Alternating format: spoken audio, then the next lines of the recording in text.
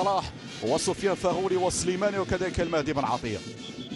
كل هذه الأسماء العربية حقيقة تتألق في الدوريات الأوروبية. لا المهدي بن عطية مع روما، لا محمد صلاح مع باسل، لا سفيان فغولي مع نادي فالنسيا، كذلك بوتريكا اللي كان من المساهمين في تتويج نادي القرن الأهلي بلقب إفريقي وصاحب الرقم القياسي على مستوى الشامبيونز ليج الإفريقية، لذلك سمي بنادي القرن على مستوى القارة الإفريقية لأنه صاحب التتويجات الرائعة.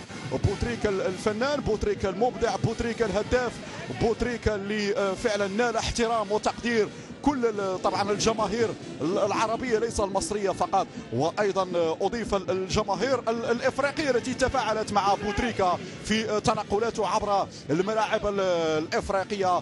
كان هناك حديث عن طبعا الاعتزال لبوتريكا، واعتقد بانه حانت الفتره، قد تكون نهايه مسار التوج بكأس العالم للأندية بالديار المغربية. يترك في عزها بوتريكا، يترك في عزها مع التقدير والاحترام الكبير لهذا النجم الخلوق، أينما حل وارتحل إلا وينال طبعا التصفيق تقديرا وعرفانا بالأداء والمتعة التي قدمها للجمهور المصري والجمهور العربي والجمهور الإفريقي عامة.